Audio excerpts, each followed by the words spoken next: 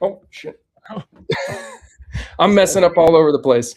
I'm like, you were on a couch. Now all of a sudden you're in a hallway, like going into a tunnel. I'm like, what is going on here? Hold on. Everybody's going to get dinner, so I'm decided to come down in the basement real quick. So kick us off real quick. I'm turning on the lights. Okay. What's up, everybody? This is Jake Smith, driver of the 89 GAM, co-host of this here Hittin the Chip podcast. We got a good one for us tonight. We got Mr. Cade Fox on tonight, so we're gonna get to know him a little better, talk with him about racing up to this point, and then some stuff about the ARCA race, his amazing finish that he had, making Colorado proud. And yeah, just get to know him a little bit better. So with that, I don't know which way you are. I'm gonna say that way. Well, at least on my end, you got it right. Okay, perfect. All right, I'll throw it over to him. All right, hey everybody, I'm Jordan Smith. I'm driver of the 13 GAM. So, yeah, super excited about this one. Get a chance to talk to Cade. We've known him for a little while now and gotten to compete against him as well. So it's going to be a lot of fun. Kind of just get some stories, get a little bit of his background, how he got into racing, all that kind of fun stuff. So give you guys an opportunity to get to know the driver outside the racetrack as well. So stay tuned. Yeah, we're going to kick off with our little commercial here. And then as soon as we're done, we're going to get right into it. So stay tuned and here we go. Racing is all about finding an edge, and Pit Crew Pro gives you one. Add your car, choose the exact type, and your setup sheets instantly match your chassis. Build setups faster with clean, car-specific fields. Log race night sessions, tire temps, and notes, all in one place. The shock analyzer shows wheel loads from your travel data, so you know exactly what the suspension is doing on track, and the AI crew chief ties it all together. Ask any setup question, tight, loose, bumps, tires, and it gives real answers based on your car and your numbers. Stop guessing, start tuning smarter. Pit Crew Pro, built by racers for racers. Visit pitcrewpro.com to start your free trial today. And there he is. What's up, sir? I shouldn't call What's you up? sir. I should be like, what up, kid? What's up, guys? He would throw around his like authority like that, being an old age. I was gonna say I'm an old man now, and anything younger than me is a kid to me. So Almost an What adult. year One were more you year. born? 09. Oh, not holy crap! I Now I graduated feel old. where you were born. Oh, no, Yeah. God! Now I do feel old now. Jesus! Welcome to the show, bud. Thank you guys for having me. Yeah, no Yeah. worries. We're excited about this one. Kind of get to give everybody a chance to get to know you and get a little bit of some insight as well from us. So we do this with most everybody. We ask the most basic, simplistic questions there are. But how'd you get into racing? Was it a family deal, like spur of the moment? How did you get into this? So it was a little bit of both. So it was a spur of the moment deal, and my grandpa's been a mechanic on like old Trans Am cars forever, and then my parents wanted to get me and my siblings out of the house during COVID. So they asked if I wanted a race car or dirt bike. So I said a race car, and they got me a quarter midget. Nice. Now, so to take us from there, so you raced what? How old were you at the time? I was 10 turning 11 when we first got the quarter midget. Oh, nice. Okay. And then from there? After that, we ran a Bando for, I want to say, 3 races, and then we hopped into a legend car. Yeah, the following year. So we ran quarter midgets for about 3 years. And then we got in the legend car for 2, and now we're running the modified. So how was your success in the quarter midgets? Did you like it? We were pretty good. We finished second at Las Vegas Nationals in the light 160 class. But we were really good at the local races. Pretty much everyone we went to, we won them. And then, yeah. Go ahead, Jake. Oh, I was just gonna say, how many wins would you say you totally had throughout your quarter midget career? I don't know. My room is filled with trophies, and there's another box somewhere else. Like my room is lined with quarter midget trophies. Nice. Well, you're Well, Like that. slowly upgrading from quarter midgets to big cars, so you're doing Yeah, pretty like good. all those like up there. Those are like quick time posters, and those are all trophies there for quarter midgets. dang. Yeah, we had things figured out in those cars. Nice. You have to like build a walk-in closet just for trophies. I know. It's kind of what I did to this room, but I don't really have a whole lot yet. So, or whatever. We never did quarter midgets. We did a little bit of go-karts, but that was about it. Yeah. Yeah. Long time ago. You were not a twinkle in your father's eye when we were doing. Nope. Probably not. No. Okay, so then you went into bandos. You said you did 3 races. Where were those? Were those here or were those in like Vegas? So yeah, so we did I want to say 2 races at Intermountain, Okay. which is the track down in Cheyenne, and then we ran a handful of races at CNS as well. Right on. Nice. We So before we move to that, what do you think of the configuration of the bando track? I think I don't want to speak on that. Yeah. Plead the fifth. Oh boy. Don't I've worry. I've We're got not no, going to put a whole lot of pressure on you today. Yeah. I've got no nice words for the configuration. Touche. Touche. I will plead the fifth with you. Oh, that's awesome. Okay, so then you went from there, you got into Legends cars. Were you riding for somebody or did you guys own that car that you had? So we owned all the legend cars we've had. That first year we picked up a Jeremy Lang came to us with an opportunity, and he got us hooked up with Daryl Stewart and Colton Crocker. So Nice. he was setting up our car for that first year. We were doing pretty good that first year, and then um,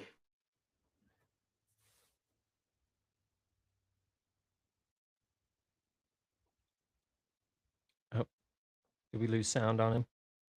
Did we lose sound? I think we Uh-oh. lost sound on you. Oh, there we go. There you are. There you are. sorry, somebody called me. I didn't know what was happening. You're good.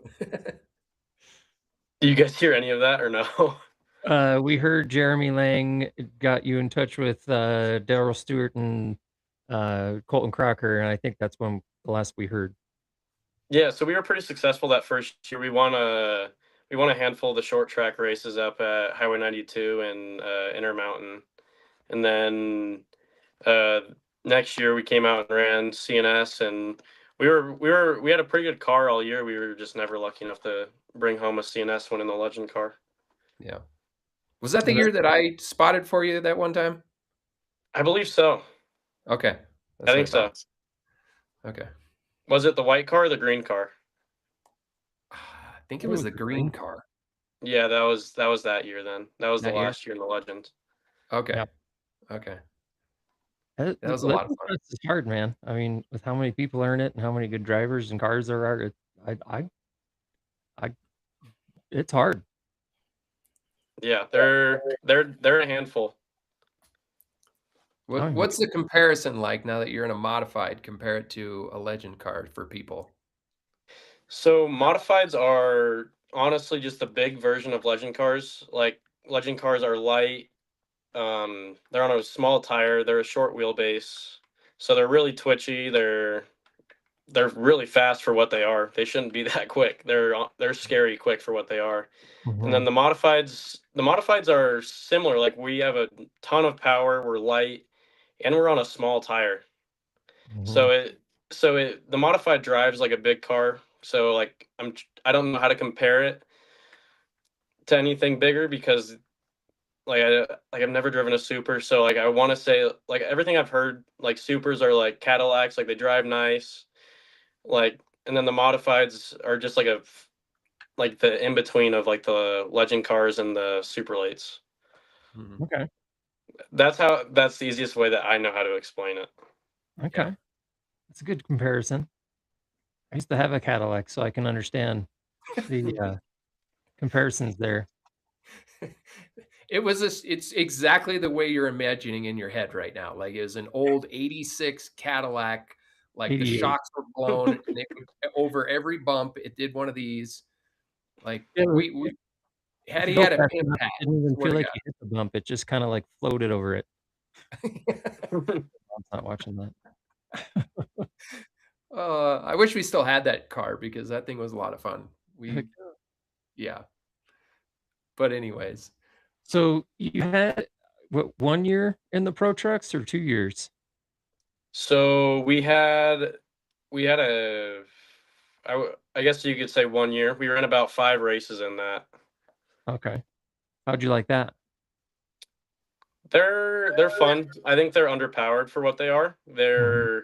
They're really fun to race though. Like the competitiveness, like everybody's really close. yeah. Yeah. Yeah. It was fun driving Cassidy's car that 1 year, and I'll give it to the people in the trucks because yeah, they're heavy and zero power. Yeah, no, you definitely have to drive them. Hmm. It took me about half the main event to be like, oh wow, I can really drive this sumbitch into the corner. Okay, it's kind of nice. So, all right. So now back up to kind of the timeline of things more or less. So how did it come about to you getting into the ride that you are currently in with the 51 and with Kenton Gross and everything? How did that all come So about? so that last year Kyle Clegg was helping us set up our legend cars, and that year he was driving the 51 for Kenton Gross. And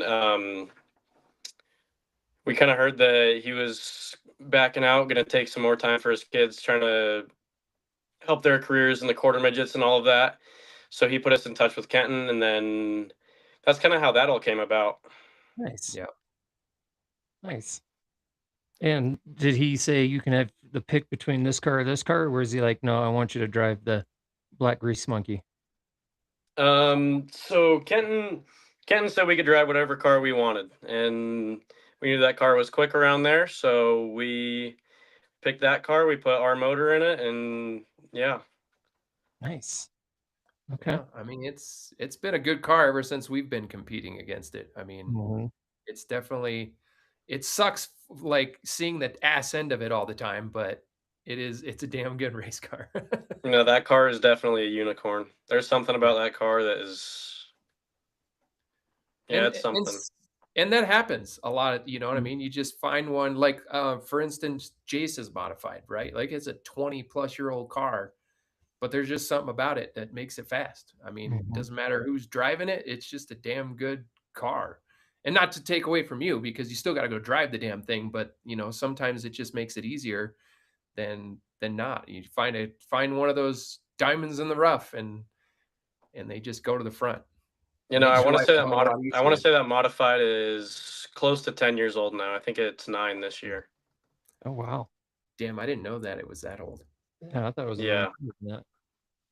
That's Nice. kind of the So fun thing about modifieds is they don't, there's the technology in them isn't not like a super late model where you got to keep constantly like updating and upgrading the thing versus, Mhm. I mean, nothing changes on them. You know what I mean? They'll yeah, pickup points are different, nothing. Kenton has a new car, but this car has been so good to us. Why would we want to change that up? Yeah. Right.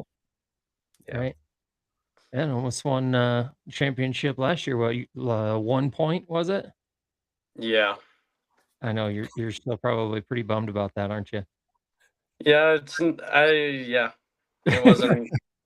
Plead the So fifth. it was just the way it went down Yeah. because we didn't lose on track.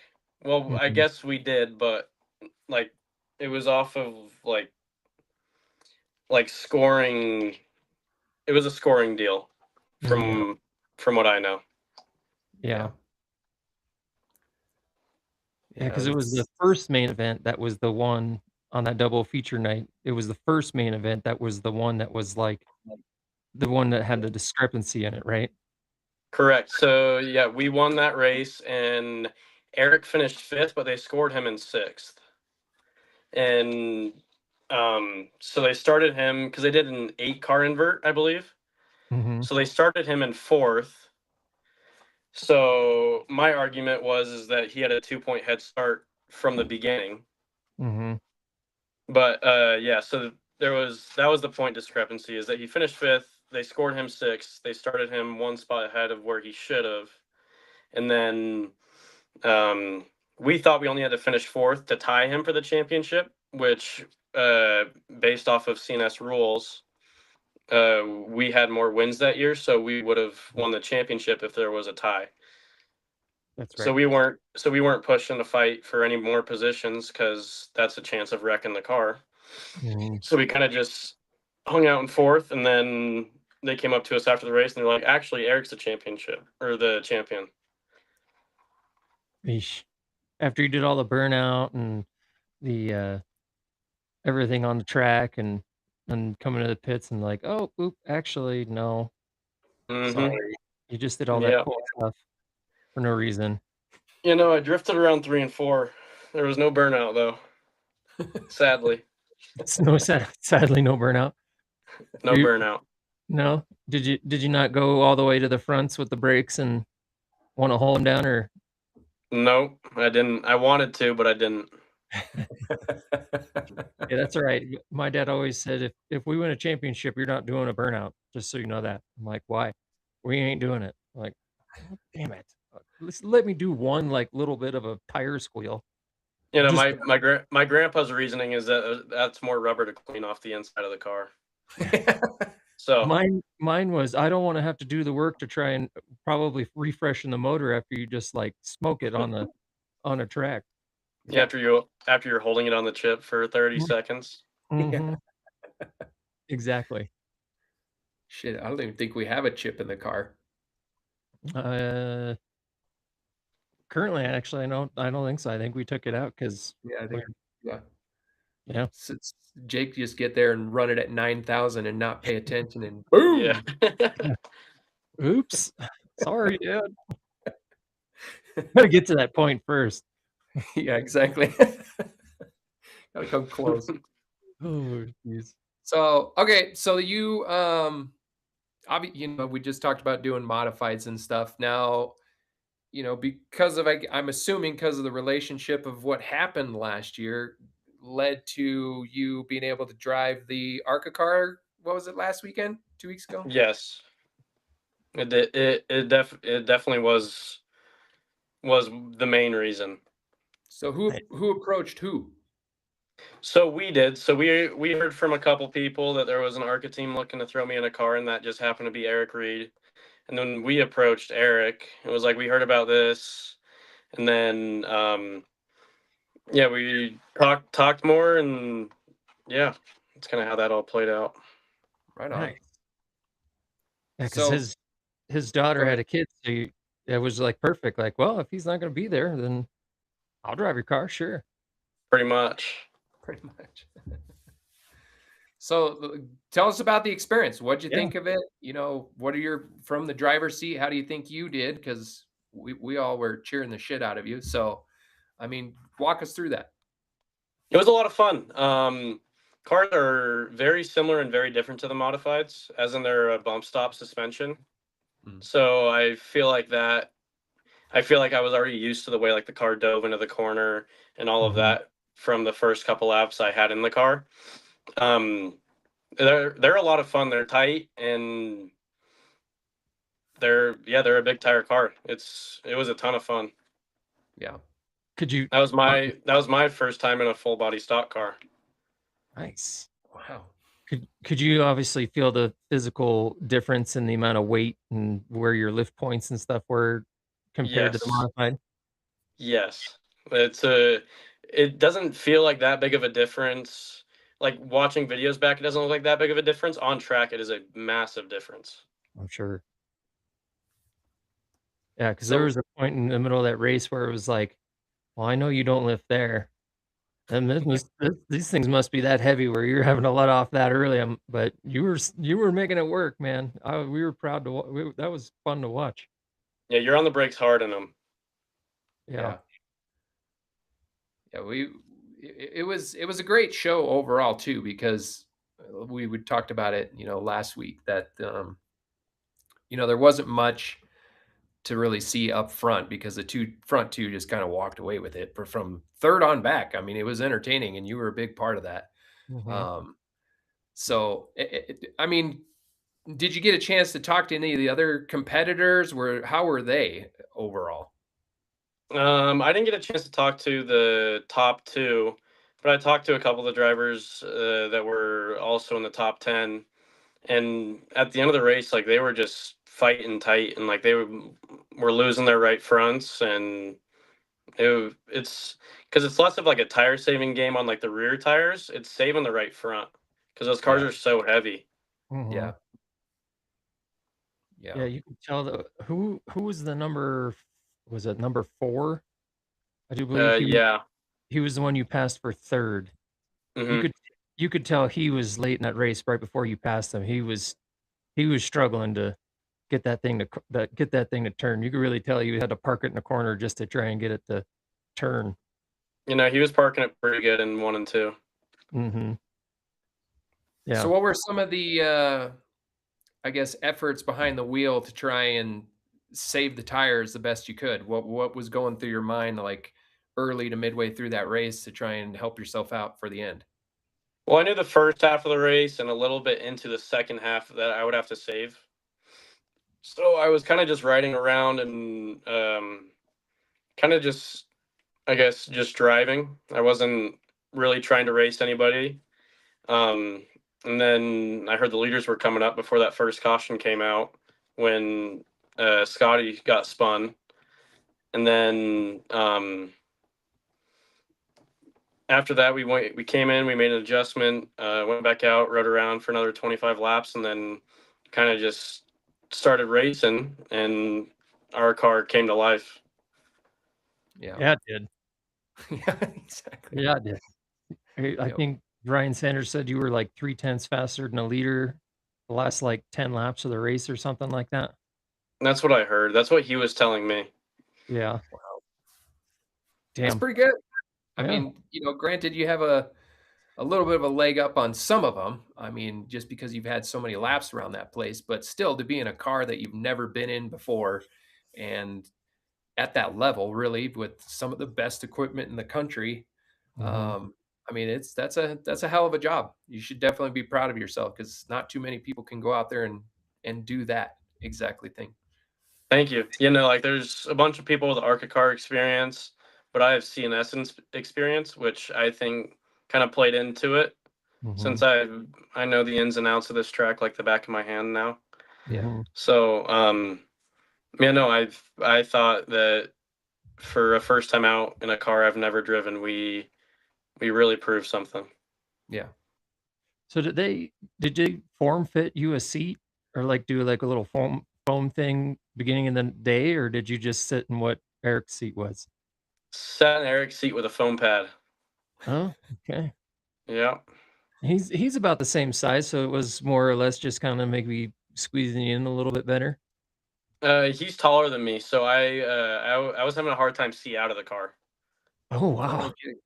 So you're like Yeah. one of the little bando kids that the eyes were, like, right at the corner? Yeah, exactly.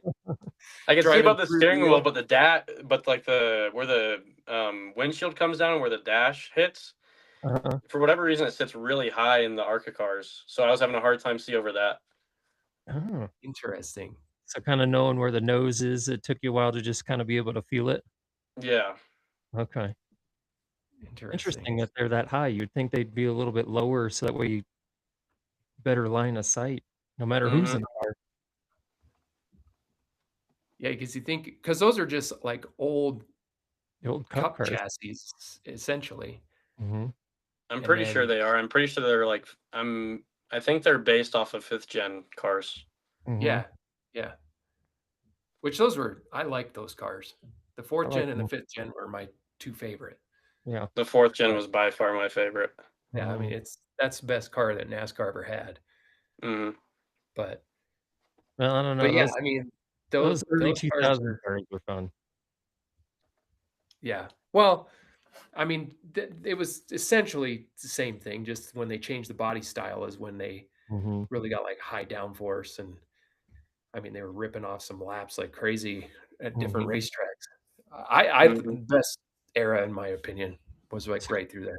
so could you imagine? Because I watched this thing on Facebook, and Tony Stewart was being interviewed about, like, what he thinks of the current state of NASCAR, and he was saying, all the plead the 5th things, but saying how it sucks and stuff, and that they're like 500 horsepower now. Could you imagine being one of those cars with, like, 8 I think he said they had in the peak of those cars, like, 825 horsepower or something like that? Could you imagine being in that car with 825 horsepower? I think I'd enjoy it. Yeah. I think I'd like it. Mm. Oh my god, that's I would hope so. I mean, it definitely, it'd be a screwball, right? Like, you would not expect it, and then going into a corner, how much grip those cars have. It's Mhm. the Mhm. craziest thing. Should, should tell Eric, "Hey, let's take that motor out," 'cause he has doesn't he have, like, 2 or 3 ARCA cars, if I remember when he was on the show? I'm Didn't not he have, like, 100% sure, to be honest. okay. I thought he said he had, like, 2 or, you should just tell him, "Hey, after the season, let's just pull that motor out and for, like, an 800 horsepower, and let's go rent Pikes Peak, and let's go run some laps down there." Yeah, go find some old cup tires. Uh-huh. Before it goes bye-bye, yeah. Mhm. That would be fun. So I'd go so watch. what's your, so you're racing again this year in the mod. Any other future plans? Like, what do you want to do, and where do you see yourself going? I would like to go to NASCAR. Um, that's pretty crazy. I shouldn't say crazy. That's a dream for sure as Yeah. of right now. Mhm. Um, but yeah, we're kind of just going racing, and then we'll kind of just see what life throws at us. Yeah. Any plans to go out of town or anything like that this year? Yeah, we're going back to the open wheel this year. Nice. And then other out of town races, I'm not 100% sure on yet. Right on. We gotta take you on the other side of the Mississippi. I'd love that. It'd be fun. Yeah, I think you'd like Owasso. I've Owasso's seen a some fun track. videos there. They look fun out there. Yeah, it's a fun track, and It's just the just like facility. Vegas. Yeah, the facility in general is just awesome. Yeah, that'd be awesome. Yeah, just Actually, like Vegas. aren't they doing the $1,000,000 sprint chart? Is that tonight or is that tomorrow? I think it's tomorrow. Is it The tomorrow? second round of the $1,000,000 shootout for the sprint cars. I think that's I'm tomorrow. gonna I'm gonna look it up while you continue. Hey, there you go. You should go find Mr. Adam Hilton and Steve Lacy and be like, "Hey, what's the possibility of getting in one of them sprinters for when the race for the millions coming into town? Just saying, they're replacing our Adam, car." I'm here. I'm here. There you Throw me go. in a car. I'm always available. So Let's see Uh, here. So June 3rd, it's tomorrow. yeah. Okay. It's tomorrow. That would be a wild ride in a sprint car. Either or, asphalt or dirt. I mean those things are just insane. yeah, they're works of art. 100%. 100%. I don't think I'd have the cojones to get behind the wheel of one, to be honest. I don't know if I could do it. I think I could. I don't know. I don't know. I really want to try. Yeah, you were also born in 2009 and have a little bit more like ambition than I do at this point. I'm 40, so I My I my dream is to go race dirt super late models full time. That's what I really want to do. that'd Ooh, be fun. the World of Outlaw Super Late Model Series. Yeah.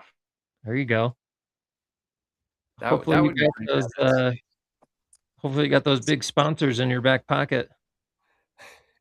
I heard them Yeah, things hopefully crazy expensive than, asphalt super late models right now. they are. They're pretty much everything dirt is more expensive. Yeah. Hey, But they say it's cheaper. let's try and find you a dirt mod race or a ride, and I don't know if you saw on Facebook, there, what is that track, Jord, that Mike sent us yesterday? The winner gets, like, 30,000. I think the top Oh, the 10th pl even 10th place finisher is, like it's like $10,200, and it's, like, I think I think 1,800. that's why they say I think that's why they say dirt is cheaper because the payouts are better. Yeah. yeah, Yeah. that is true. I Makes it mean, a the little more payouts are more insane Yeah. but because when you there's have 200 there's cars show up, 100,000 to win and stuff like that. Like, there's some crazy payouts in the dirt side. it's a little easier, I feel, to tell a sponsor to throw in some good money when you're like, "Yeah, we can probably guarantee you 300 cars will show up." Mhm. True, true. Whereas like, "Hey, we wanna put this big show, I think like 50 will show up." Yeah, Uh, the asphalt side is a little bit harder, and there's so many more dirt tracks, it seems like, too. I mean, look at around here, there's what, 4, 5, and then I mean, granted, the Highland or, excuse me, I make Speedway, yes, Beacon High Hill. Banks is opening back up, but, for so long, I mean, it's just been one racetrack essentially, Yeah. so makes it harder, but So, let's see what the life of Cade Fox is. So you just turned 17, right? Correct. Correct. Okay. So what is your daily life like? Are you working? Are you just out having fun? Are you like Kate or Wyatt Dent and working at Waterworld for $17 an hour and looking at all the girls in their bikinis or what? That'd be a pretty sweet job. No, I work at a tree farm. oh, Okay. right on. Yeah. Nice. Because I see your posts a lot and you're hauling like fifth wheel trailers and stuff. So you do like a lot of log moving or something? So we haul live trees, so we move them to um Oh, did we lose him? And we're companies will buy trees and plants, and then um I come down and deliver them. okay. Right on. How Nice. do you like Yeah. it? Is it fun?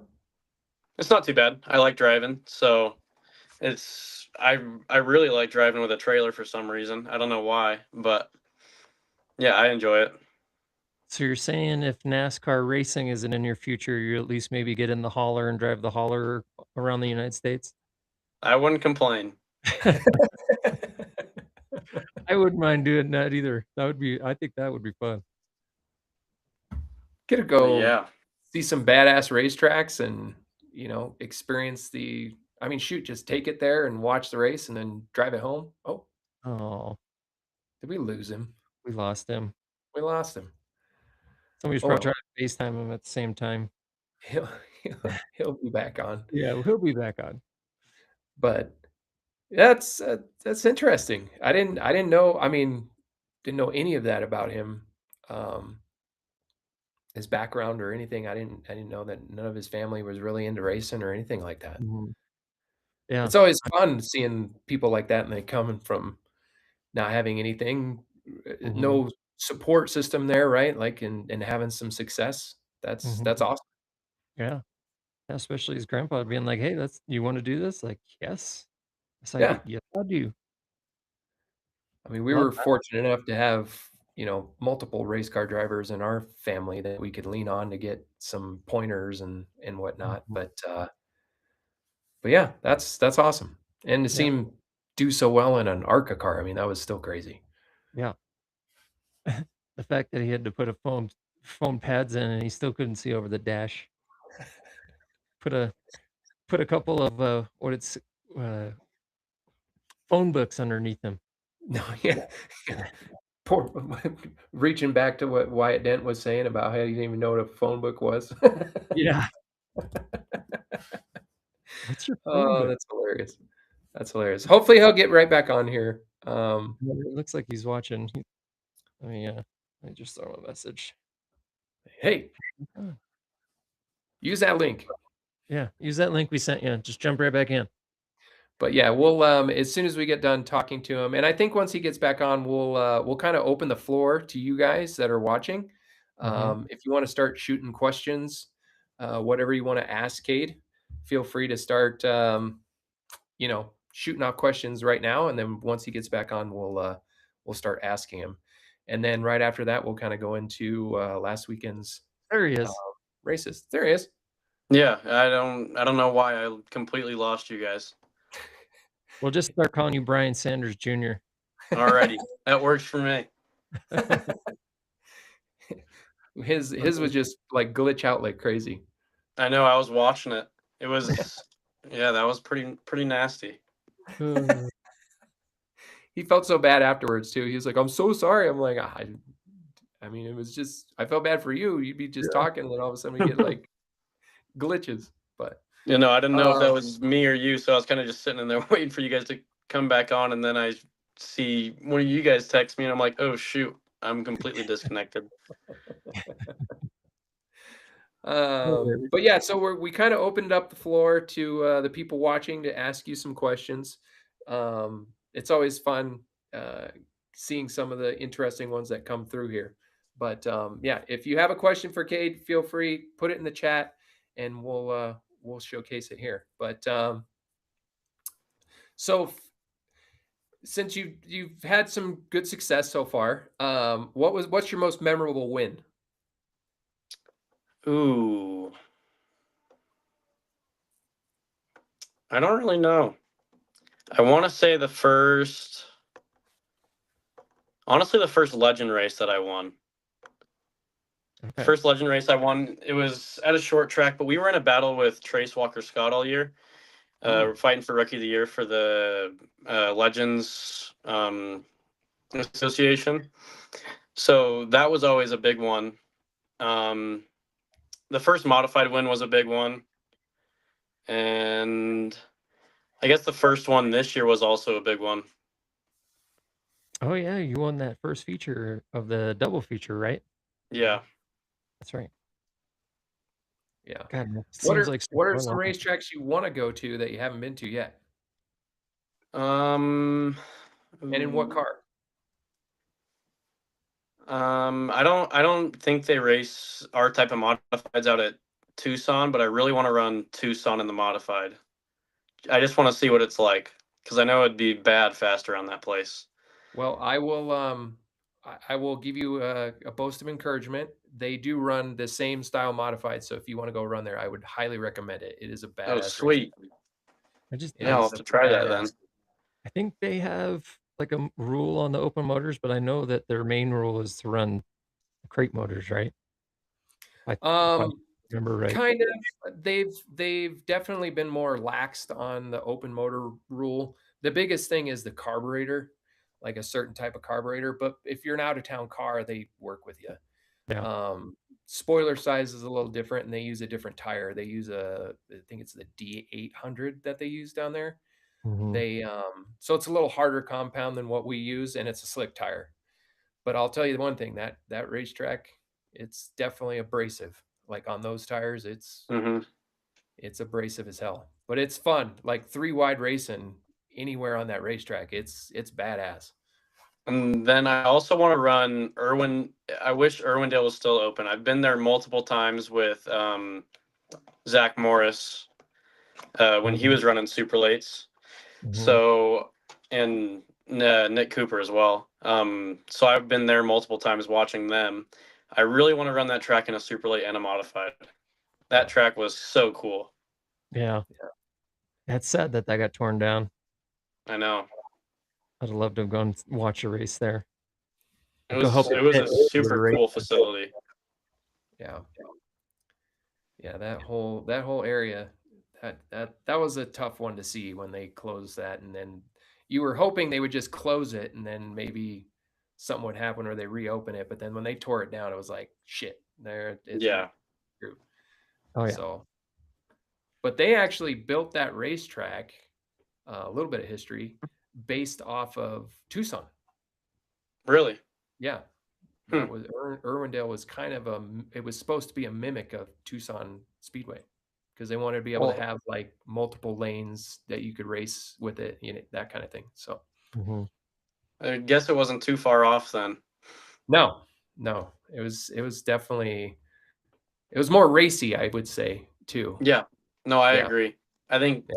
I think Tucson's progressive banking is too steep. Mhm. I think Irwindale had it just right because like the super lates you could race down low, in the middle, up high. You could Mhm. race anywhere. Where at Tucson, like you either have to be really good in one spot or really good in another. Yeah. Mhm. It's really hard to pass at Tucson. At least in the legend car it was. Yeah. Yeah.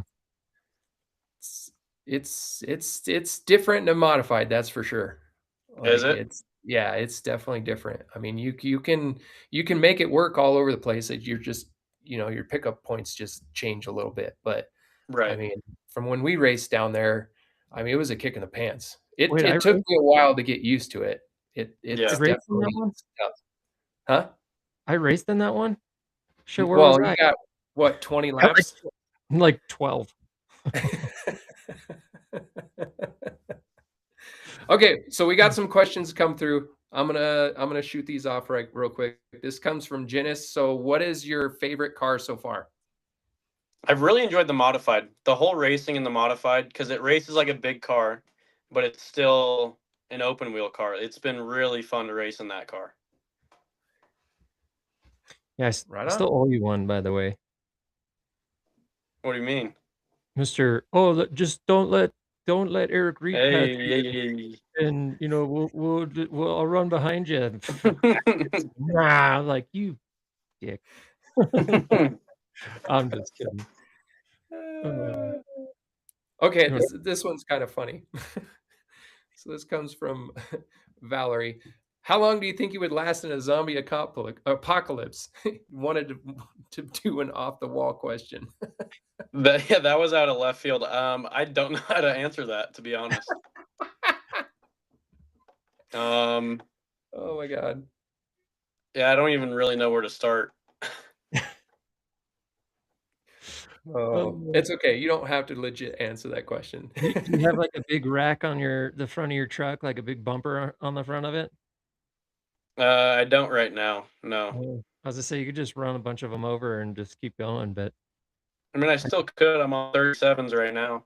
So, there you go. Yeah, at least you can get out of a hot spot. oh yeah, it'll eat it up. Oh, that's awesome. Okay, so I'm gonna show this one real quick. This comes from our announcer at CNS. So A-Rod, he wants to know if you'll be able to top that birthday of yours that you just had. I don't think so. That was a pretty wild, and I think I'm the only way I wanted to celebrate a birthday. So that was pretty Yeah. cool that it came true. Yeah. Too bad you Other weren't than old enough getting to a have win, a right? beer and celebrate with a beer. I know, right? Yeah. By the way, that one Soon I enough. gave you at the end of the night to hide in your trailer to drink, did you drink it? What? What, you gave me a beer? What? Wait, where No. was I? Yeah, I'm just kidding. All right. If you didn't have to leave so early to go get some rest, I probably would've snuck over there and been like, "Hey, just chug this real quick." But coming from my brother, he would have gave you like some nasty ass like hazy IPA or some bullshit. Whatever. I'd at least give him a Michelob Ultra or something. Something a little taste to it. Again, nasty. Nasty, whatever. Just wait until you have your first hazy IPA. You're gonna be like, "Oh my god, what is this junk?" You're But then drinking you're gonna urine. realize, "Wow, like, one of them, I'm actually kinda drunk just drinking one of them." Jesus. He's indoctrinating a poor 17-year-old kid on our show. Stop Hey, we were 17 once too. it. All right, so this comes from Brian Sanders. He wants to know when's the next ARCA race. Shoot, I don't know. I don't know yet. Plead the fifth. Yeah. Yeah. You'll be the first one to know, Brian, when I'm coming back out. So, That's true. Well, that's true. He does That is kinda very true. run the show, so he kinda needs to know that. So, well, I mean, just playing devil's advocate here. Um, if you had to choose a race to go to in an ARCA car, what racetrack would it be? I'm not really sure, to be honest. I don't know their full schedule as far as tracks that they run. I can tell you. I want to say Phoenix, just because that's a 1.5 mile live pit stops. Like that's like pretty far up there. Yeah. So they As ran. close to the real thing as you can get, right? Yeah, pretty much. So they ran Kern, Phoenix, Tucson, Shasta, and then they went to CNS. Their next race is Tri-Cities, Raceway, Sonoma, Portland International, All-American, Madera, the Bull Ring at Las Vegas, Phoenix, and their last race is Kern again. No, I think I'd like to go to Phoenix. Yeah. Yeah, that'd be a good one because that's let's see, October 17th. So that's the championship weekend, I do believe, for Cup Series? Cup Series, right? But Brian will know. the National Series will run down with them, and because aren't they going back to Homestead this year for NASCAR I for think the they are, championship? actually. Yeah, I think they're doing Ooh, actually, I want to run one of the road courses. I want to run Sonoma. Ooh, that'd be fun. That would be fun, actually. I think that'd be cool. To do one of the road courses, it would be kind of fun. I just want to see what it's like. Right, just to get the feel for what like that heavy ass car. Mm-hmm. Yeah. I mean, it takes a while, but they only run what, like 40, 50 laps, something like that. I'm not 100% sure. Well, they do 150 that's 150 mile. Let me see. I got it up right here. 47 laps because it is a excuse me, it's 93.53 total miles. It's a 1.99 mile track, so almost a 2-mile track. So 47 miles. Or 47 laps, excuse me. So that's not terrible. Okay. That's a lot of turns. Yeah, Sonoma's a lot of turns. Because I think they have 11. Yeah, 11 or 12, something like that. Okay, so back on track here. So another question. Here we go. So what would your advice be to the little guys at the track? CNS has a big field of bandos. That is a great question. I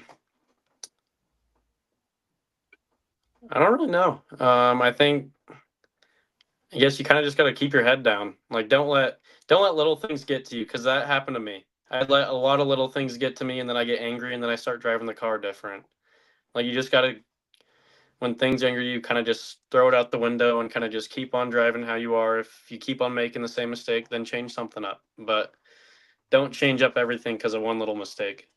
Yeah, that's good advice. That's good advice. Very good. Okay. On to another question from A-Rod. Who are your top 3 CNS drivers to watch for inspiration? I love watching Jace.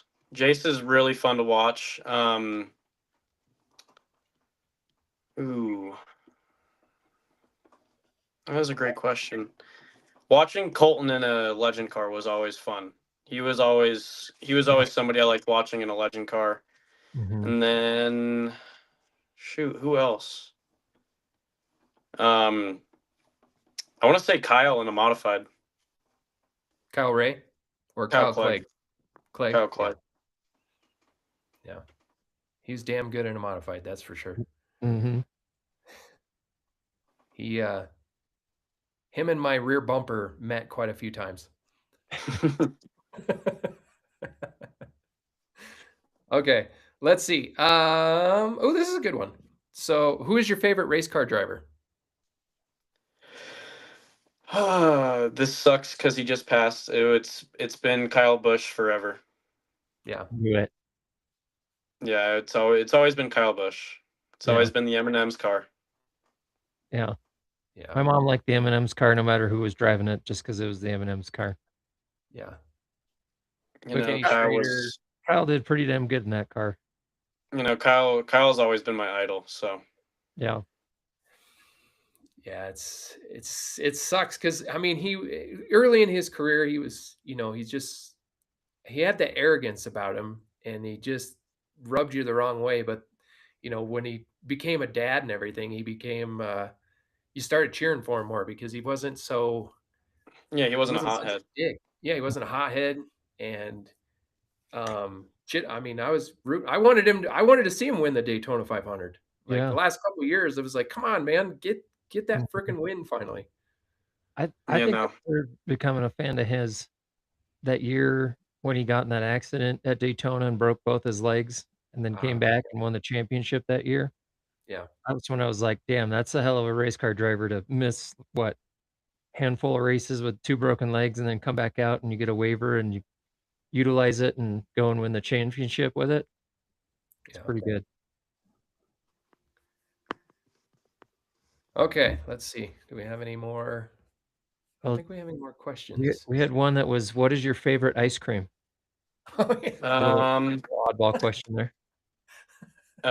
sea salt peanut butter. I love peanut butter. Ooh. Sea salt peanut butter. That's an interesting one. And where is this flavor at? There's an ice cream shop in Fort Collins. It's called Edison's. Okay, I love their ice cream. That's like my favorite. That's like my go-to place. okay.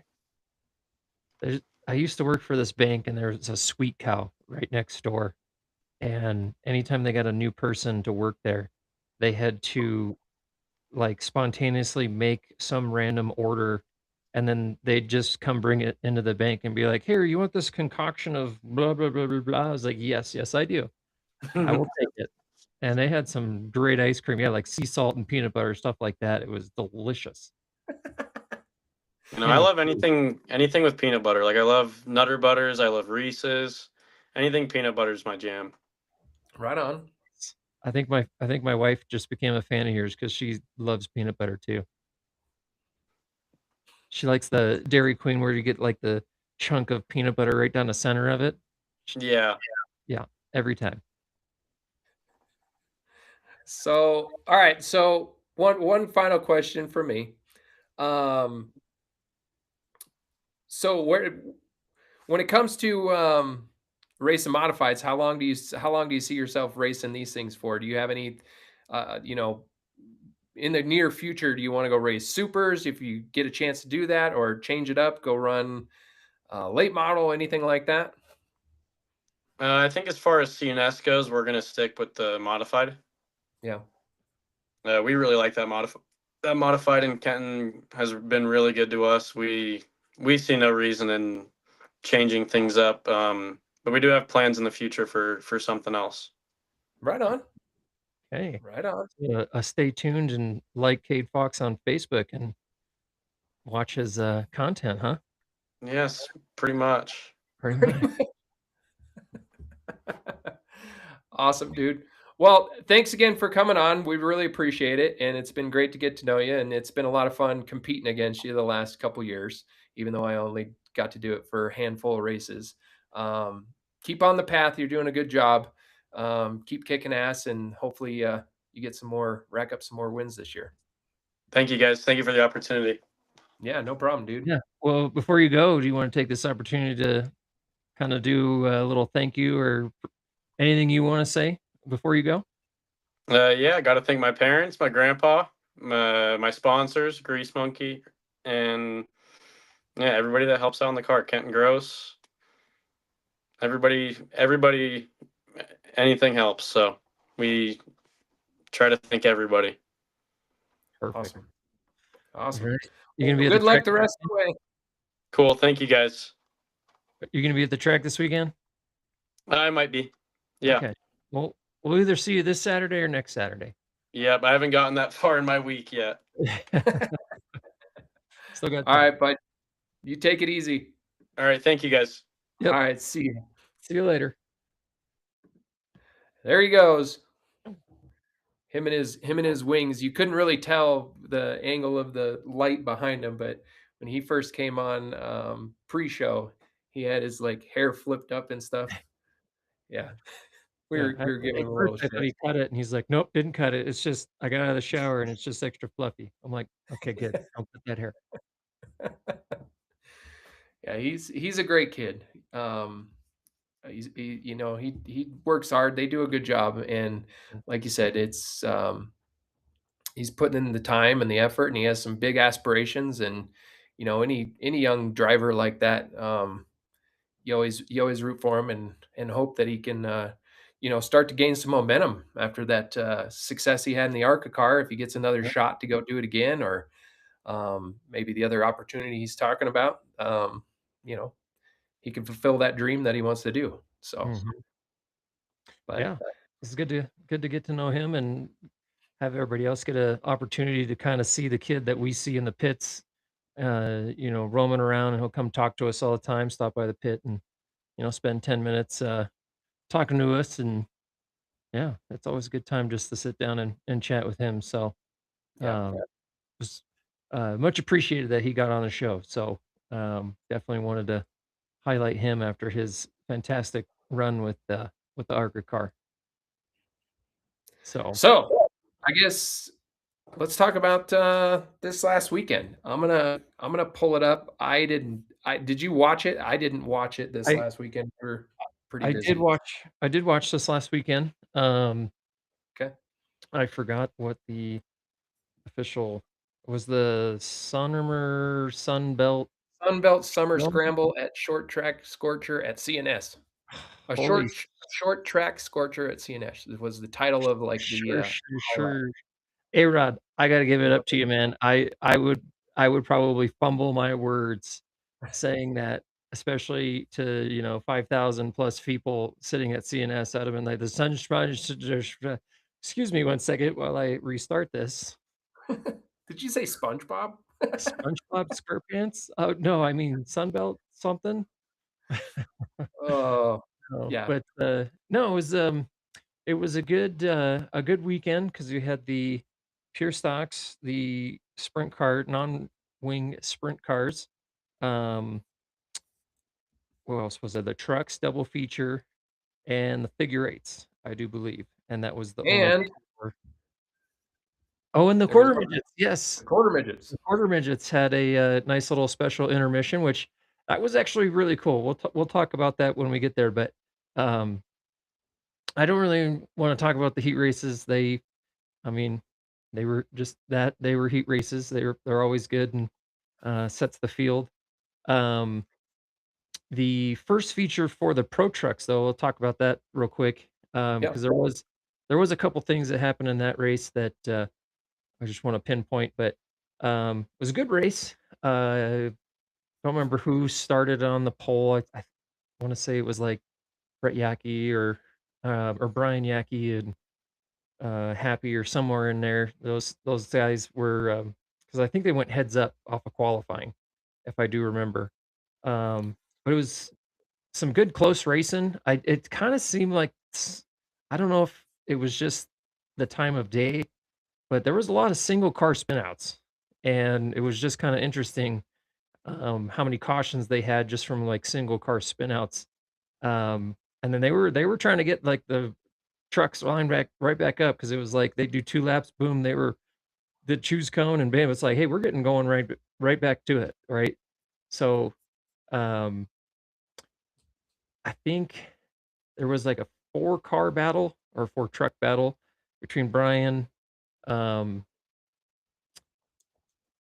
Heldenbrand, Happy Free, and, um, God, who was the other truck? They were up there for a while, but then it was Brian Yackey finally just kinda got, like, a good lead, and Brian Yackey ended up winning that race. But some good battles going on all over the track the whole race. The one thing I do wanna pinpoint is, on the show, or at least the broadcast, you couldn't see it very well, but all of a sudden, um, Wallbaum just out of nowhere, all of a sudden, just caution and boom, the camera moves over, and, I mean, his truck was just destroyed. The whole freaking nose and hood was ripped off of it, and you're just like, "What the heck happened?" And it's kinda nice that at least some people in the stands, they had, taken some pictures, and it looked like, um, Rudy Vanderwall was racing with him. I don't know if he got loose coming off of 4, just overcorrected it or something, but you could just tell Van der Waal was a little sideways, got into wall bomb, and then it just spun him going into 1 and just ass end to nose, spun it right into the wall, and, he was okay, he got out of the truck, so that's always good to see with an accident like that, but, yeah, his truck, I don't I don't think that's gonna be repairable, and if it is, then, I mean, it's gonna need a whole rear and front stub, so I would assume he would probably just start from scratch, but hu huge bummer for him because I know the wall bums, you know, they've been racing for a long time, and, um, just tough to see any competitor have that happen to them and have to start over basically, you know? Yeah. So And yeah, I saw the picture on Facebook today too about I forget who reposted or posted it, but mhm, um, yeah, it was like right at the flag stand. And to your point, maybe he thought he was clear and was trying to cut down. I I don't know what the circumstances were, but yeah, I mean yeah, the truck was definitely hooked at that point and just mhm, caught the right rear quarter panel, and then we obviously know what the results of that were. Yeah, mhm, super unfortunate for him. I know they like you said they put in a lot of work.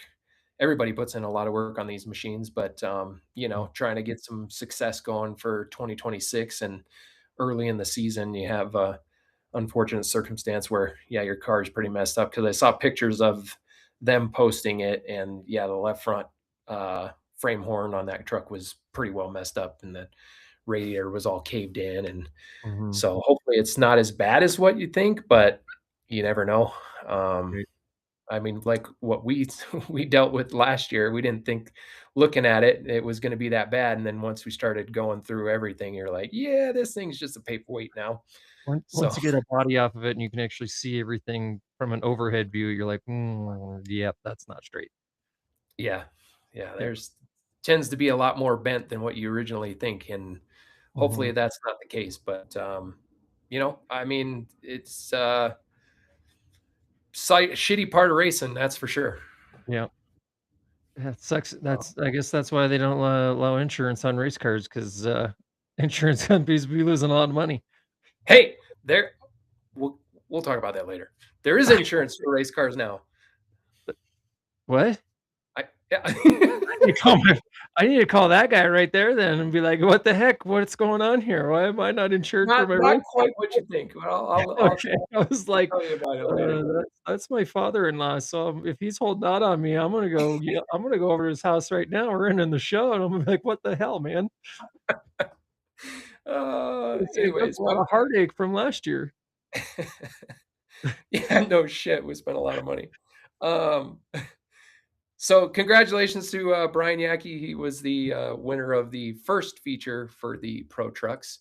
Mhm. Um, yeah, lot of stout cars up front, like you said, and was going to be interesting to see how that played out for the second one. So Yeah. you want to go through the rest of the mains, and then we can talk about that Yeah. one last. Um, so yeah, I don't remember the sequence of events. I do believe the figure eights went first, but we'll just talk about the figure eight race then. Yeah, Um, I mean, they had their normal 10 cars. I know early in the race, a couple had to drop out. Bo Kellogg was smoking. I don't know if he had like a motor issue or a tire rub or something. It didn't seem like a ton of smoke, so wouldn't think it would be some sort of motor issue. I think him and I can't remember who he was racing with. I think it was either Michael Wolff or Kaylee Swenson, because Kaylee Swenson started on the pole, and she actually did pretty dang good. I will give her a tip of the hat because she had some pressure on her, and she started on the pole and led a few laps and I mean, stayed with the leaders for a long time. And then I think just kind of the car went away from her a little bit. Maybe the tires went away from her a little bit. But I think she was battling with Bo maybe, and they maybe just touched fenders. And I think Bo had maybe a rub or something, but he pulled off the track.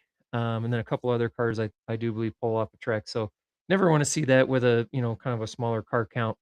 But at the end of the race, the top two, Michael Wolff and Jeremy Wall. They weren't battling, but Jeremy, I mean, it took him everything he had to try and get up there to the front, and he got there, and he'd have a little bit here, but then Michael Wolff would have a little bit there. And it was just this back and forth of they were given and taken, and it just Jeremy just didn't have enough towards the end of the race, and Michael Wolff Jr. Got his, third, I think 3rd feature of the Yeah. year, maybe 4th. I can't remember. I know A-Rod said something on the when he was interviewing him, but I know it's at least 3. So he's doing damn good this year. Him and Jeremy, they're kind of swapping back and forth, but I think Michael Wolff has got that edge on him right now.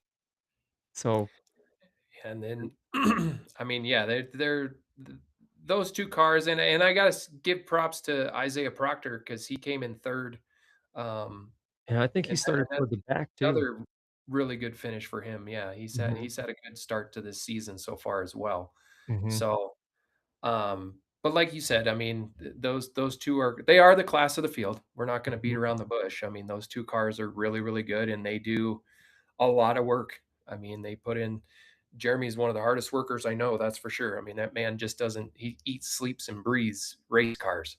So, Hey, um I think it's not Kaylee, it's her brother Kylan. Okay, well, I thank you for oh, it was correcting Kylan. me. Yeah, it was Kylan I did not Griffin. know that.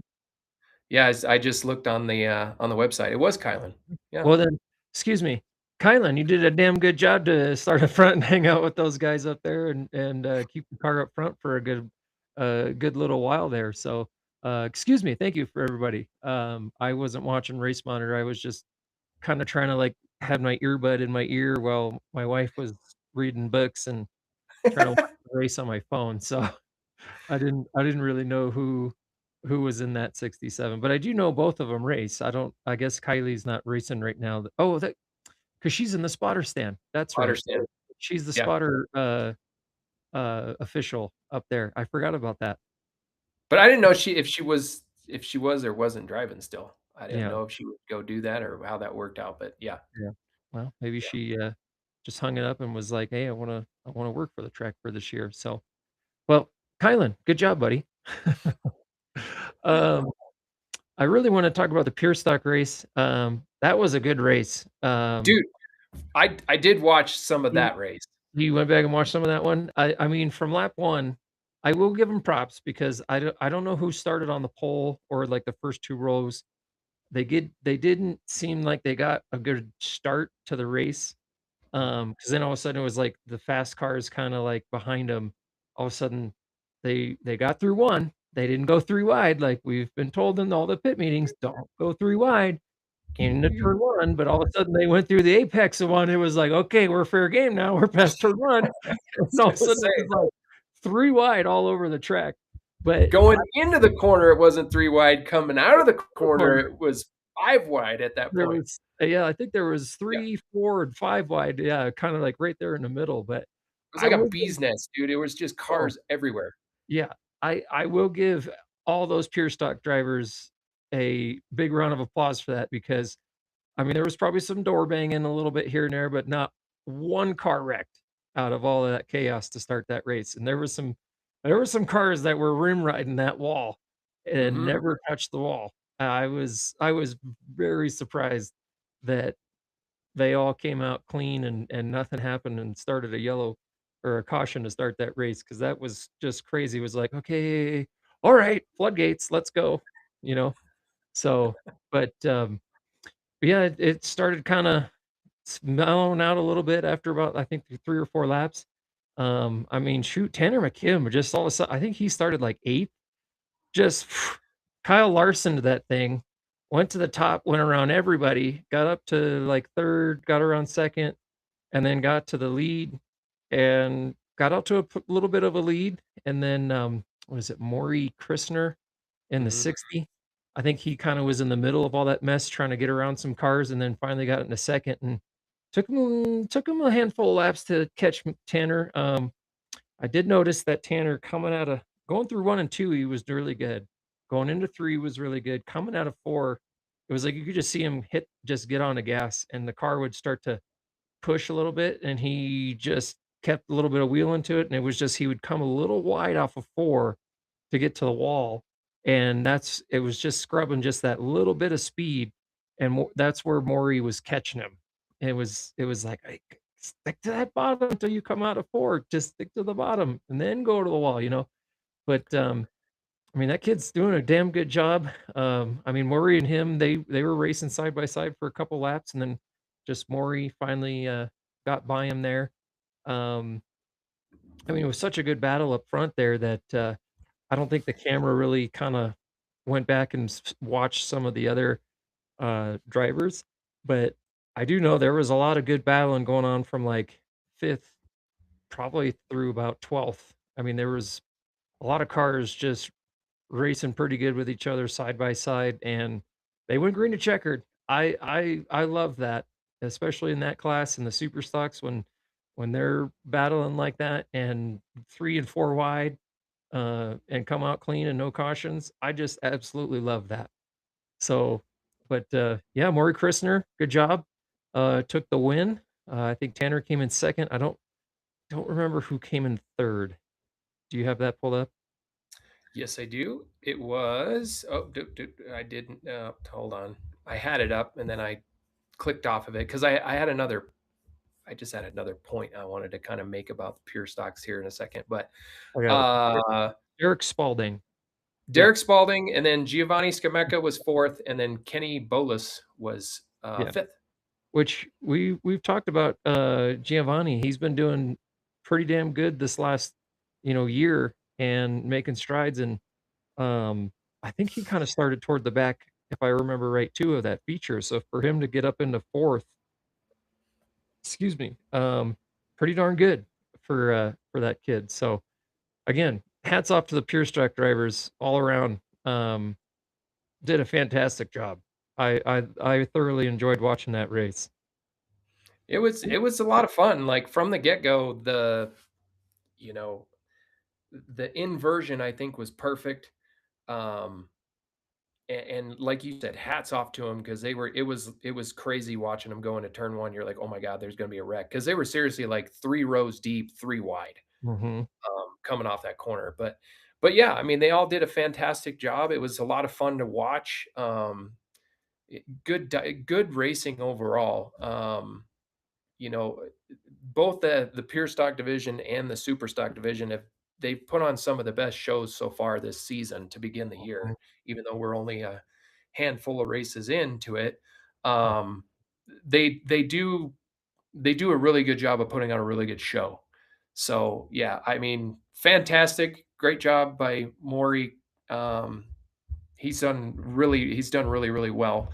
I do have a question, and this is nothing against Maury at all. But while we were talking about it, I was just curious to see what the rule was because I know he's been in that division for quite some time now.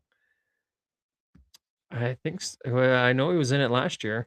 Well, and I just went back and looked at it, and again, this is like nothing against him at all. I'm like, man, every year it seems like I see his name in the pure stock division. So it dates back to 2021 that he started as a rookie in 2021. Don't know how many races he did throughout that entire season or whatever, but I could have swore there was a rule that after a certain amount, because this is like technically an entry level class. I thought there was a rule that you could only compete in it for so long and then you had to move up. But I think it I depends on the wins, and then after 5 years, I think if you have so many wins in 1 year, you move up, and then I think if you haven't won races, I think it's like 3 or 5 years, you then have to move up. let's see if you have won 5 or more pure stock feature events at CNS.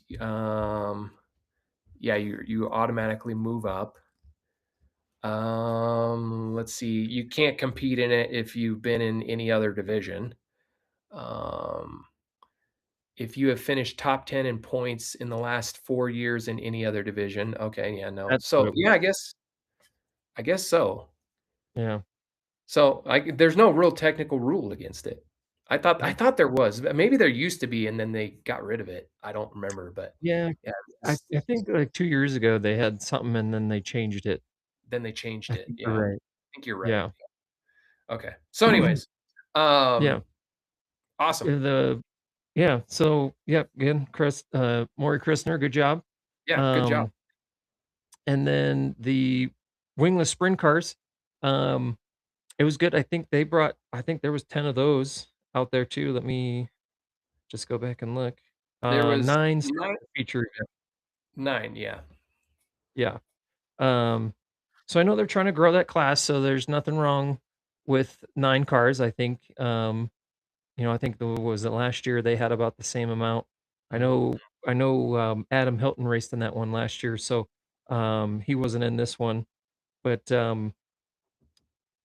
I just kind of once they get the green flag, it's just they kind of spread out, and the faster guys they'll have a little bit of a battle going on, and then you know it's just you know um I'm not trying to, like, say anything bad or anything, but it was a slightly boring race. Nothing against them, they're fast. It is a driver's car since they don't have a whole lot of downforce without a wing.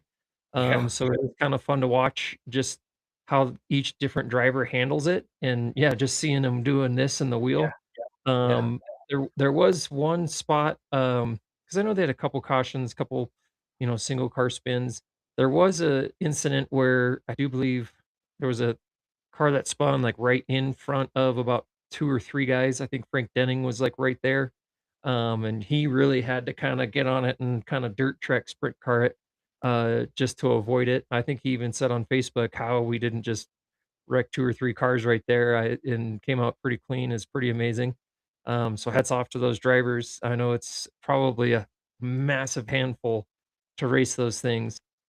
So to for how closing rates and stuff work with those cars, to just all of a sudden avoid something that's split second right in front of you, hats off to those guys. Um, it's not easy driving one yeah, of them cars. Yeah, yeah, there's no downforce on them. They got a lot yeah. of horsepower and, Mhm. throttle control. I mean, it's all throttle control in Yeah, them things, yeah. and, yeah, it's crazy to watch them. Mhm. I know Frank Denning had something go on where, he said um, was it the shock bucket or something that was holding the left front shock on broke, so that knocked him out. I think there was one other car that ended up not finishing that race, on top of it too, but, Mike Hathaway, was your winner. Him and the 15, and I think even the 2 car, they were kind of the 3 cars to beat. I know the 15, I think that was one that Scott Brimkamp was, alluding to here, about the 1 car spin in front of Frank and the other cars. Yeah, he had that spin, so that put him in the back. And then it was, yeah, between the 27 and the 2, so, um, good battle, but ended up being Mike Hathaway's win, so I think that's 2 years in a row. Or no, last year he had an incident where, um something happened to him and he didn't win, so I think he even said that in his post-race interview, so it was good to see him, get back into victory lane, so, congratulations, Mr. Mike Hathaway. Yeah, local guy, and, he's done a lot to try and get that series going and these specific cars going, Mhm, um and he's doing a good job. I mean, it's gonna take a little while for it to get up and running, and hopefully, and get some more, and maybe with the addition of, you know, the High Banks Speedway coming on now next year, can get some more attention to, running at that racetrack and down at Albuquerque again and all that kind of stuff. So, yeah, but yeah, they're a delight to watch. I mean, any kind of sprint car on asphalt is fun to watch. So right, I look forward to, seeing them, and then obviously here in a few weeks when the big show comes into town.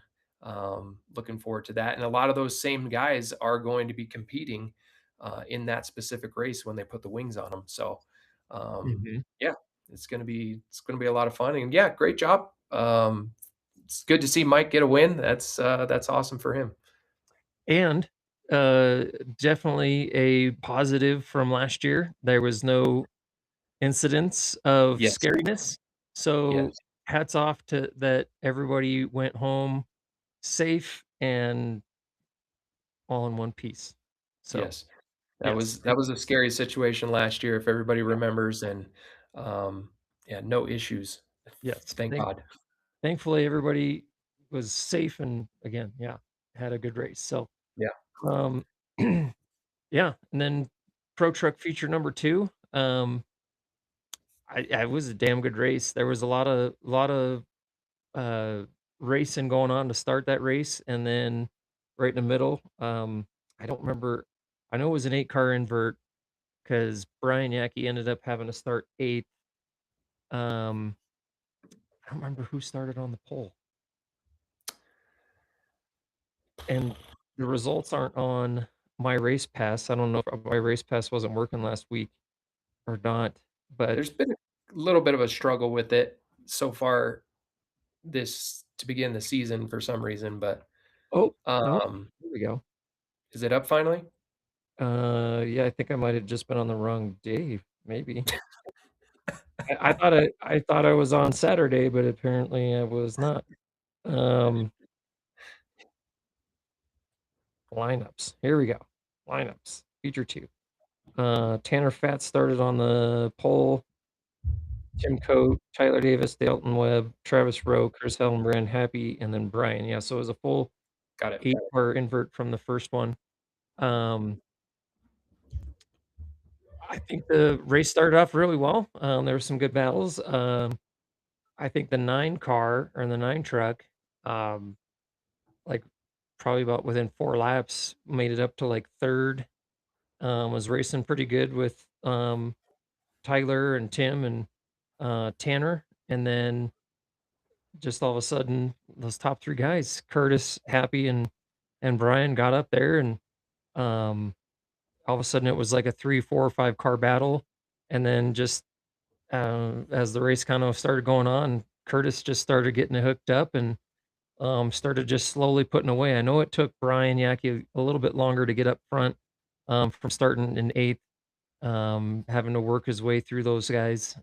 They made it hard on him, but I know he was having a damn good battle with Happy there late in that race. And then, I mean, even from 4th to like, I want to say like 8th, 10th place, there were some good battles going on around the track. So I do believe the second Pro Truck feature definitely was a little bit more enjoyable to watch than the first one. I'm not saying that the first one was bad or not enjoyable, but just the side by side racing and how many cars were battling with each other all race long because they went green to checkered. I was happy to see that. And again, like I said, with the pure stocks, I love any class, any division, any race.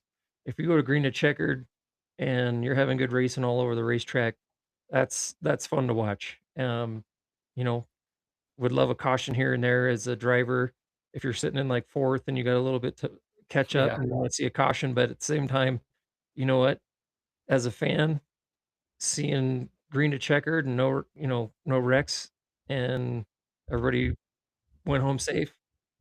I think that's fantastic. So, um, Contrary to some people's belief that fans only go there to watch wrecks, I'm not gonna correct. name names, but we know who we're talking Yeah, about. yeah, no.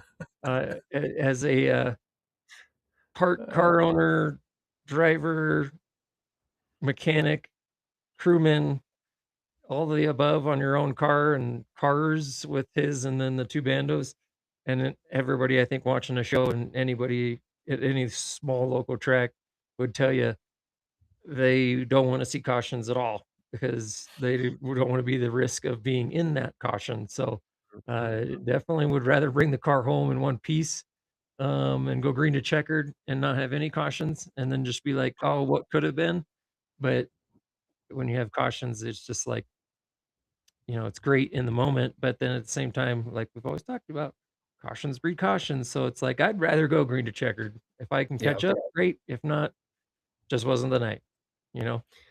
Yeah, I like the fact that there's a good handful of trucks that are super competitive. I mean, it's kind of Mhm, like a toss of the dice at this point to see who's gonna prevail, and I think mm, just having everything go right for you, mhm, that's what it's gonna take to win in that division this year. mhm, Uh, we saw Dalton Webb get a win late last year, and he's shown some really good speed so far. mhm, Curtis has always had really good speed, and there's nights where he's like what happened Saturday, where he's dead on and nobody's going to beat him.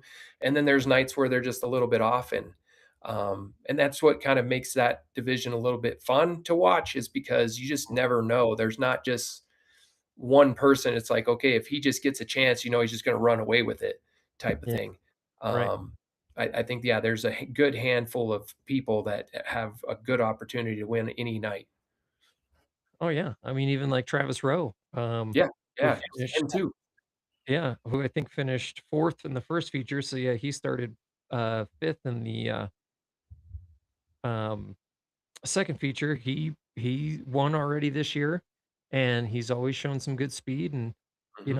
and it does kinda seem that this year, especially, if you do have a good truck and you're hitting it on all points, starting position really kind of matters a lot this year.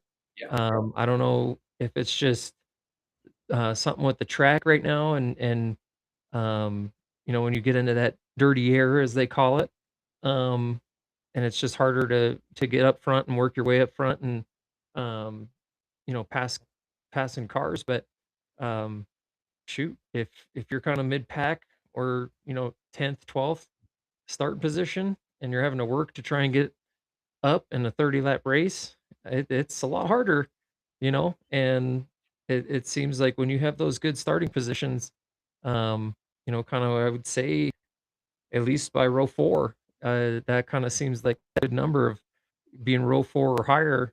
Um, you have a pretty damn good shot to win the race. yeah, If you're hitting it on all points and you got the car set up good, you have a pretty damn good shot in any division, and especially in the trucks, because yeah, those top eight, any one of them could win on any given night. and that's we've had discussions about, I know at least in our garage, about the trucks in general, um, because much like the late models, they're big, heavy cars on a good tire. I mean, those guys would say they're shit, but it's a good tire. The F70 is a really good tire. They're just Um, too heavy for it. they're just too heavy for it, yeah, for Mhm, sure, and they're no power in them. But mhm, with the trucks, it seems like it's a really good combination, because like you were alluding to and like what Cade says, you just gotta drive the shit out of them. mhm, And to see, I think if you did anything different with them and put them in an open motor package or put them on 10-inch slicks, it would kinda deter that away a little bit. You know what I right, mean? I don't think there would be that much competition, or close competition with each other as much as what we're seeing right now. right. You know what Yeah, I mean? yeah, it that motor tire combination, I think, is the perfect package for that class to level out the playing field for, I mean, the top 10 at least, you know? Yeah, I think in any truck, I mean, you give an opportunity to somebody to try and be up front that may not just like we do, we suck at qualifying, and then we're having to, like, race our way up front. yeah, If they get that opportunity to kinda start more up front in their feature, it'd be interesting to see what some of the other drivers, um, would do with that opportunity to kinda get up front and, um, yeah, be ahead of some of those cars, maybe hold them yeah, off for a while, maybe lead some laps. Hell, might even like you did back in 2022, your first year, just all of a sudden you're on the pole and it's just a good night and figured it out and bam, came out with a win, you know? yeah. So, um, but yeah, I think that night I just had to pee so bad that I just wanted to get in the race car. I'm just is that what the excuse is for the spirit fingers? Like, I gotta be so bad, I just don't know what to do with I my had hand. to pee. Oh my No, but I think you're right. I mean, they got a pretty good car count right now too. What was there, a total of 15 of them? Yeah, uh, there was 15 of yep. them. Obviously, 14 with the reduction of Jeff Walbaum, but good car counts for sure, truck counts, I should say. Mhm. So, and it's been some good tight racing, like you said. I'm anxious to see Tyler Davis get back to his form. I mean, after everything that happened to that poor kid, that would just be another great addition to that lineup to see some success happen again for him. Mhm. Yeah. Yeah. I know exactly when I talked to him, uh, after that practice we had up there with him, it was just like him and I was like, "Man, the same exact thing." So I am definitely cheering on, Tyler Davis to, get back to that form and get back into victory lane because definitely know the feeling of the sensation of what he went through it to all of a sudden get into the victory lane. I would love to see that for him. So, but Curtis Hillenbrand, good job. It was your, uh, it was your night for that second feature. Pulled off a good win. I do have a question for you though. I like his new truck and the sponsor and everything. Love that.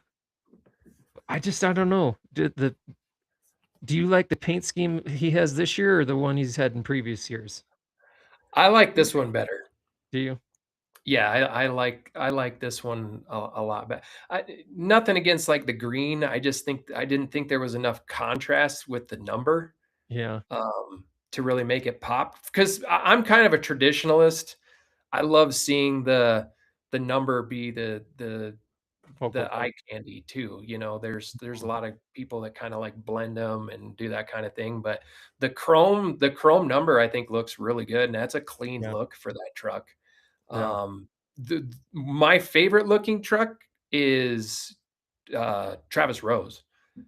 I Yeah. love the look of that truck. I think it is Yeah. badass looking with that, neon yellow, just makes the number pop. I wish the number was a little bigger, Yeah. but I think that overall that's a clean looking rig. That's a Mhm. cool looking truck. I guess it's taken me a while to get used to seeing Curtis in a truck that doesn't have some sort of green on it, you Yeah, know, because he's had it yeah. for so long that it's just like it's like Dale Earnhardt Senior, anything he races other than the black Goodwrench, like, you're just kinda like, it just looks odd, you know? Well, that'd be like Bruce Yackee running a different paint scheme. You'd just be like, "This is just wrong. Yeah, It's just exactly, wrong. exactly, so, This I is just wrong." wanted to, because and I there's, like, some matte finish in there a little bit too. You can kinda Mhm. see I like that, so, yeah, I just wanted to get your thoughts on that truck, especially the fact that Manscaped is his sponsor. Yeah, Manscaped Lawn Care. Mhm. Yeah, I thought it was Manscaped like the The shaver. shaver? Yeah, Yeah, exactly. but then I saw, like, the little lawn care, I'm like, Yeah. "Oh, got it, I think that okay." was on purpose, like Manscaped, and then they made the lawn care a little bit smaller. I think that's on purpose. That's smart. Yeah. Alright, let's talk about the little quarter midgets. Yeah, I'm super glad that they got them out there. Um, They've been I know doing it the they did. last few years, and I think it's Yeah. great for that little, organization that they got, and for Mhm. those little kids. They're fucking ear to ear grin Yeah, racing and out there in front of all those people. I will have to say having Chris Eggleston take over that whole association and be the promoter for them and have him be the guy and then have all that set up, I mean, what a perfect person to have, to represent those kids and to help those kids go further into the future with their racing. Because like Kyle Clegg, is all about getting his kids going and wants to see the future of racing come through these kids, and to have that opportunity to have them go out on the track in front of, all the CNS fans and all the faithful. Um, I mean, I that it's just awesome, and then have, like, what about I think 5 or 6 of them go into the grandstands, and he interviewed each one of them real quick, the rookies that they have this year. I thought that was so cute, and some of them, you could just tell it was just ear to ear grin and just loved every moment of it. So, Well, they if got to deliver the trophy to Curtis after that second Mhm, feature for the trucks. mhm, Um, yeah, I think what they did with them, it was fantastic, and there's a lot of kids. I mean, we get it every week. that were there with bandos. Like we get parents that'll come over and ask questions about how do I get my kid into this? What's the cost and stuff? And Mhm. to give them that highlight too, because they can get into it at such a younger age. I have a lot of conversations with those parents that are like, my kid's like 5 and he loves this. How do I get into racing? And you literally tell them, go talk to this organization. Now that I know Chris is the leader of it, I Yeah. had a suspicion based upon what he's been posting a lot lately, but I didn't know for sure if he was actually running it. Yeah, I remember seeing something that, yeah, he's been, running the show, with that Rocky Mountain Association, so, um, like I said, perfect person to have because that he is such a great guy and loves the kids and loves seeing that the kids can further their, um, racing careers, and, I mean, shoot, the even just from him when we took the girls back, what, 4 or 5 years ago to do the, like, quarter midget rental experience, Yeah, that was like um, in 2000. I want to say it was like 2020, yeah, 2021, something yeah, like maybe that. s yeah, somewhere in 2020. I think because we were still running go-karts, so it was either 2019 or 2020, yeah. Yeah, something like that. Yeah. Yeah. So, and I know that they had some good car counts there, but I think they've extreme like grown tremendously, especially this year. I want to say he said they had like 12 rookies this year That's that they awesome. had out on that track. So, yeah, I fantastic. And the fact that they had the little the chalk mark track out there and they got to run like what 5 or 6 laps or something like that real quick. Um I'm sure there was a lot of happy parents and a lot of happy kids that got to go out and do that experience, Yeah. weekend.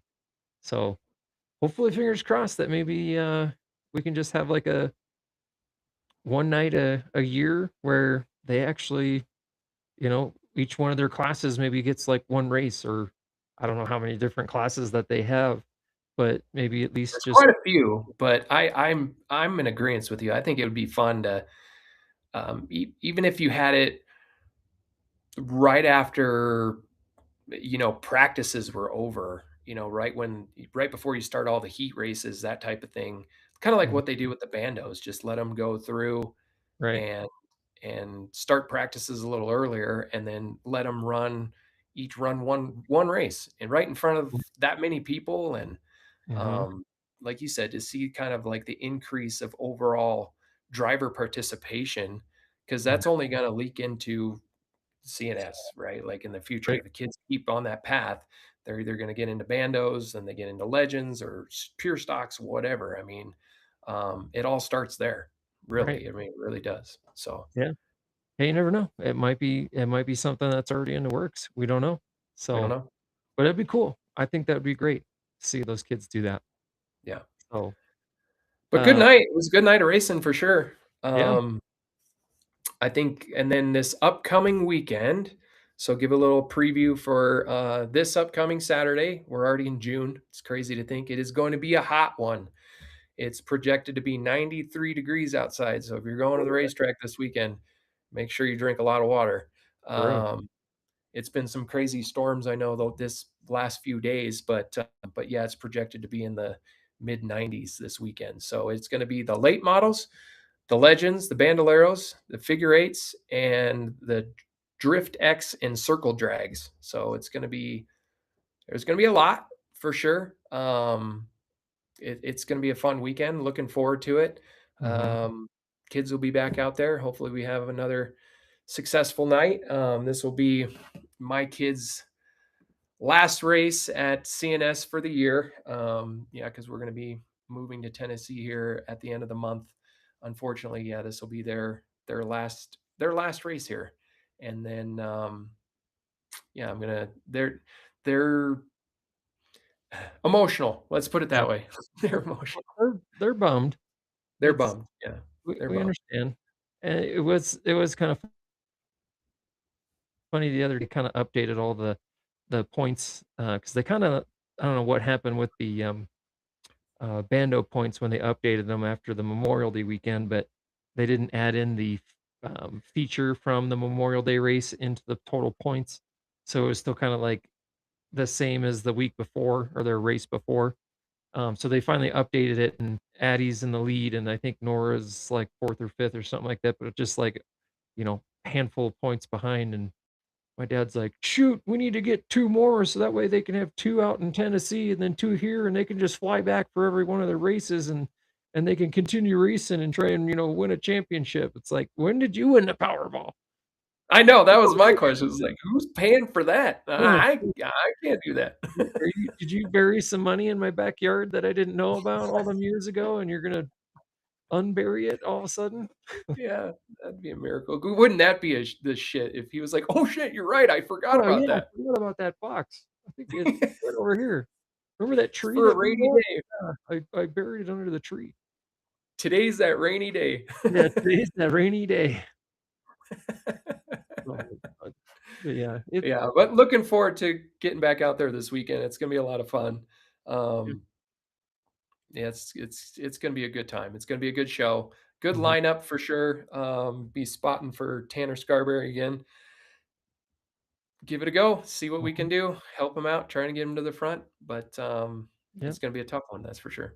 yep. Hopefully one of our girls will come out with a win, but, the class is a good class this year, so whoever wins, it's gonna be a great race, and they're gonna deserve it, and we're gonna celebrate them just like we would our kids. So, And um cheer them all on. Yeah, that's cheer one 'em thing I on. definitely when they all come into the tech area, I mean, I go up to each one of those kids and tell them, "Great job," and "You did awesome," and, you kept the wheels straight, and, they need that encouragement, show Right, them that,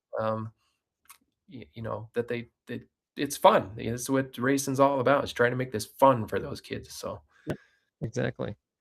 but Yeah, and, yeah, it'd be good to see the, late models back out there. I know they've had a couple week break now, and then, um, what'd you say? It was the Circle Drags, Demo X, or not and the it's Demo X, no, it's Drift a X, drift Drift drift experience is what it is. oh, I and then, something about the drift cars. No Legends, yeah, so it'll be a good weekend. Yeah, well, hopefully everybody stays safe. Let's go green to checkered, like I like it, and, have a good weekend of racing. So, Yeah. Well, that's it yeah, for me. You yeah, got anything else you wanna say?